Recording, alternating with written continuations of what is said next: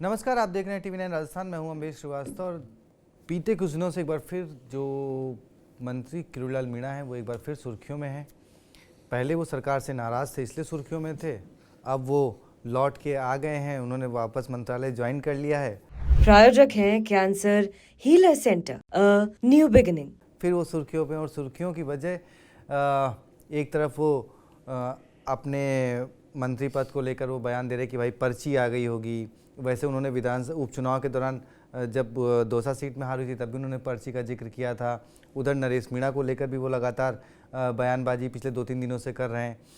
उनके इस बयानबाजी को लेकर कांग्रेस के एक कद्दावर नेता, वैसे वो लोकसभा चुनाव से पहले बीजेपी में ही हुआ करते थे, वसुंधरा राजे के बड़े करीबी थे, लेकिन अब वो क्योंकि कांग्रेस के साथ है उन्होंने करारा प्रहार किया है। उन्होंने न केवल किरोड़ीलाल मीणा बल्कि इशारों में ही कहें तो भजनलाल शर्मा मुख्यमंत्री भजनलाल शर्मा को भी अपने निशाने पर लिया।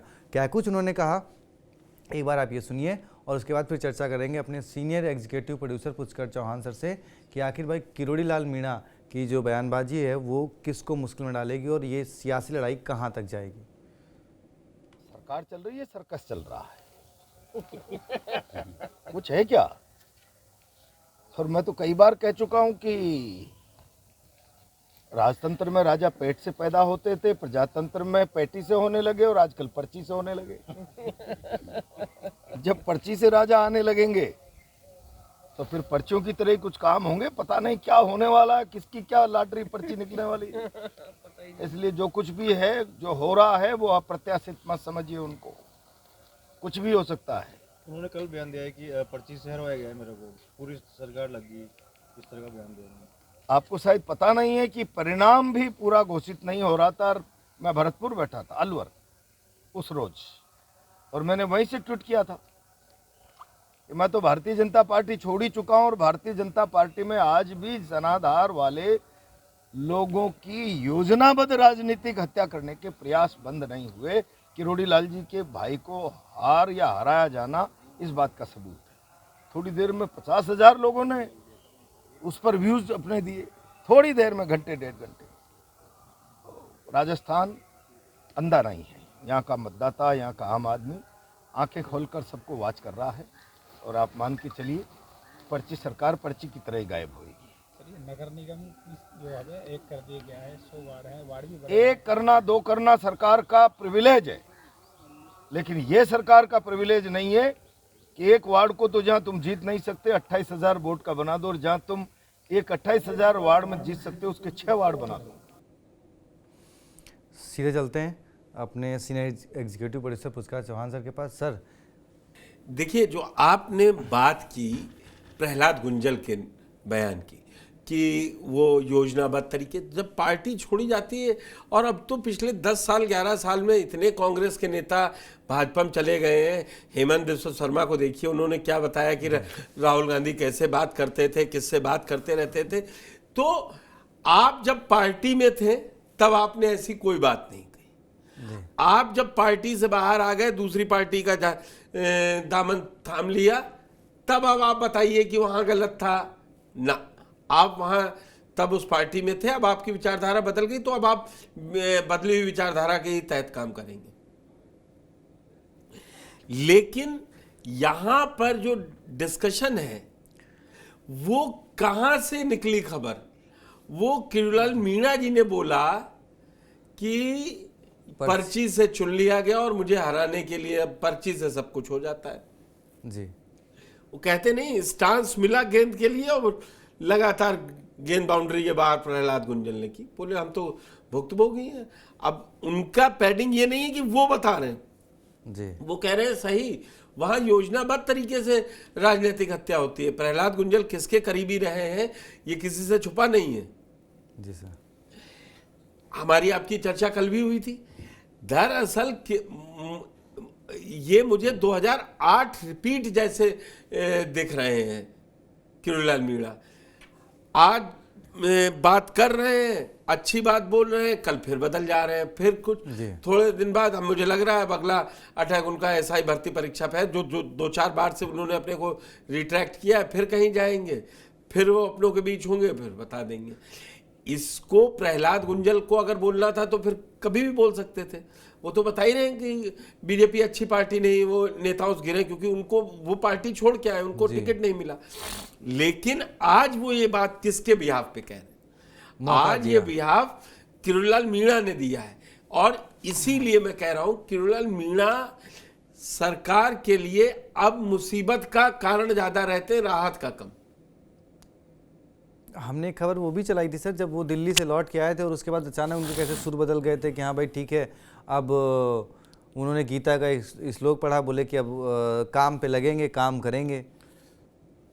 लेकिन अब काम वो कांग्रेस को ज़्यादा मौका दे रहे हैं, मुझे लगता है कि अपनी सरकार में अच्छे कामों की बजाय कांग्रेस को ज़्यादा काम की खबरें दे रहे हैं अपने बयानों से। देखिए, वो इतना भी निंदक नीरे नहीं रखना चाहिए। वो है ना, निंदक नीरे राखिए आंगन कुटीर सभाए, बिन पानी बिन साबुन निर्मल होए स्वभाव। तो ये ऐसा नहीं है कि अब इतना भी ठीक है, वो जगा रहे हैं सरकार को, जो किरोड़ीलाल मीणा कहते हैं, लेकिन वो तो फांस दे रहे हैं, कह रहे हैं कि पर्ची से आदमी बन गया। पर्ची से कौन बन गया? गोविंद सिंह डोटासरा कहे तो कोई लोड नहीं ले, कहेंगे भाई उनके पास तो कुछ है नहीं बोलने को, अपने मुद्दे नहीं उठा रहे। ये कौन जो आपके साथ मंत्रिमंडल में शपथ लेके बैठा? अब ये सही, मैं पता नहीं कब बीजेपी को सही समय लगेगा जब किरोड़ीलाल मीणा पर कोई एक्शन होगा। नोटिस उनको जारी हो गई, नोटिस में उन्होंने मीडिया ठीकरा फोड़ दिया कि मैं तो कुछ और कहना चाह रहा था, वो भी मान लिया गया। या तो किरोड़ीलाल मीणा बहुत पावरफुल है, या अब वो इसी तरीके से किसी दिन एक बम फूटेगा और भजनलाल जी कहेंगे ऐसा है, आप मंत्रिमंडल में बहुत दिन साथ रहे।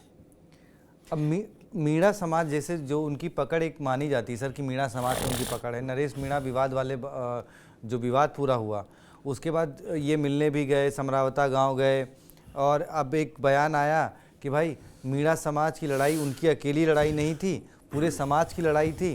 तो मतलब क्या वो अब एक लड़ाई के जरिए अपने समाज को भी साधना चाहते हैं, जो उनसे छिटक गया था कहीं ना कहीं नरेश मीणा के जरिए? तो अब वो मंचों पर मीणा समाज को वापस से साध के पहले अपनी ताकत चेक करना चाहते हैं, फिर वो सरकार से दो हाथ करना चाहते हैं? मैं इसको ऐसे नहीं देख रहा हूँ। वो इस बात को मैं अगर ऐसे कहूँ, जो क्या वो मीणा समाज का हित नहीं देख रहे हैं, वो अपना खिसकता हुआ वोट बैंक बचाने की जरूरत। अब देखिए, पूरा अगर आप सुनिए प्रहलाद गुंजल को, तो बता रहे मैं वहीं था, नरेश मीणा उनके भाई को हरवा दिया गया। तो मीणा समाज का वोट तो सबको मालूम है। तो वो भी किरोड़ीलाल मीणा को उतने ही तक, जितने तक वो समझा सक रहे हैं कि सरकार है, कि सर्कस है। तो असल में जब वोट बैंक एकजाई कोई खड़ा होता है ना, तो कोई उसके खिलाफ नहीं होता। लेकिन अब उनके लिए कम से कम दौसा जिला में अभी उनको फिर से रिवाइव करने में टाइम लगेगा, किरोड़ीलाल मीणा जी को। बिल्कुल। तो अब भजनलाल जी के, कांग्रेस के निशाने पर अगर भजनलाल, अगर हम बात करें सर, तो जितने भी मौके दिए हैं, अधिकतर मौके तो सदन में, विधानसभा में आपके मंत्री दे देते हैं, सड़क पर किरोड़ीलाल मीणा दे देते हैं। तो अब सीएम भजनलाल जी के लिए, और एक अभी उनका एक बयान एक और आया सामने मुख्यमंत्री जी का, कि भाई जो हमने एमओयू किए थे, उनके कुछ लोग इन्वेस्टर्स जो है वो फ़ोन नहीं उठा रहे हैं। तो वो अब मतलब राजस्थान के विकास की समस्याओं से लड़ें, या कांग्रेस का जवाब दें, या फिर अपने ही नेताओं से, अपने ही मंत्रियों से उलझें? उनके सामने 3 चुनौतियां होंगी। चुनौती नहीं है, स्मार्ट आप देखिए, जब कैप्टन आप हैं तो हर चीज अब आपको दे दिया गया, आप सीएम हैं, आप जो चाहे करिए, आप प्यार से मनाइए। सर वो दिल्ली पहुंच जाते हैं, तो दिल्ली, भजनलाल जी अपने आप नहीं बन गए, दिल्ली की सिक्योरिटी पे बने हैं ना जी। वहां पूछ ले करना क्या है, वहां डिलीवरेबल्स बता दे, हमने ये कर दिया, ये कर दिया। इसका मतलब पहले दिन से किरोड़ीलाल मीणा को लेकर तसल्ली थी, और ये अच्छी चीज तो नहीं है। अगर हम लोग डिस्कस कर रहे हैं, अगर किरोड़ीलाल मीणा ये कह रहे हैं कि नरेश मीणा ऐसा है, नरेश मीणा मैंने 52 लोगों को छुड़वा लिया, वो जेल गए, मैं गलत गया था, तो फिर वो कहना क्या चाह रहे हैं? जब निर्दोष को छुड़ाया तो जेल जाना गलत क्या था? उन्होंने तो एक बयान में सर यहाँ तक कह दिया कि भाई मैं आगजनी के बाद जब पुलिस वहाँ पे वो कर रही थी तो मैंने जाके पुलिस को ललकारा, क्या कर रहे हो तुम लोग, हटो यहाँ से। यहाँ तक वो बयान दे रहे हैं। दरअसल जो सबसे बड़ी बात है, इस समय एक लाइन में बीजेपी नहीं है, और वो कहाँ से शुरू होता है? किरोड़ीलाल मीणा से। कैबिनेट मिनिस्टर हैं आप जी। गलतियां आप करेंगे तो आंसर कैप्टन को ही देना पड़ेगा। टीम कैप्टन कौन होता है? आखिरी में क्या होता है? बॉलिंग कैसी, बैटिंग कैसी, कैच क्यों छूटे, तो वो सब जवाब कैप्टन को ही देने पड़ते हैं। चलिए तो देखिए, किरोड़ीलाल मीणा जी बॉल डाल रहे हैं, कांग्रेस की तरफ से उस बॉल पे सिक्सर और 4 लिए जा रहे हैं और वो कटघरे में आ जाते हैं सीएम भजनलाल शर्मा जी। अब कांग्रेस ने एक बार फिर निशाना साध दिया कि भाई पहले उन्होंने, खैर गुंजन जी ने तो यहाँ तक कह दिया कि भाई पहले पेट से, फिर पेटी से और अब पर्ची से सीएम बनते हैं। एक नई लाइन उन्होंने दे दी है अपने सहयोगियों को बोलने के लिए। तो अब किरोड़ीलाल मीणा जी की ये जो बगावत अगर कहें एक हिसाब से, वैसे तो वो मानते नहीं हैं, ये कहाँ तक जाएगी और इसका क्या रंग रूप होगा? क्या भजनलाल शर्मा कोई एक्शन लेने के मूड में आएंगे कभी, या फिर सरकार यूं ही चलती रहेगी जैसे एक समय पिछले दौर में अशोक गहलोत वर्सेस सचिन पायलट वाली एक लड़ाई पूरे 5 साल देखने को मिली? तो क्या इस बार ये कम से कम खुल के तो थी ना? जी सर। उसमें सचिन पायलट 3 दिन बाद ये नहीं कहते थे हमने गलत कर दिया है। हाँ, वो पूरे 5 साल टिके रहे, उन्होंने तो अगले 3 साल सत्ता नहीं संभाली, मंत्री नहीं बने, सहयोगियों को बनवा दिया लेकिन वो नहीं बने। खैर देखते हैं ये सियासत और किस करवट बैठती है, क्या क्या रंग दिखाती है। तो बने रहिए TV9 राजस्थान के साथ। देखने के लिए बहुत बहुत शुक्रिया, धन्यवाद। प्रायोजक हैं cancer healer centre, a new beginning.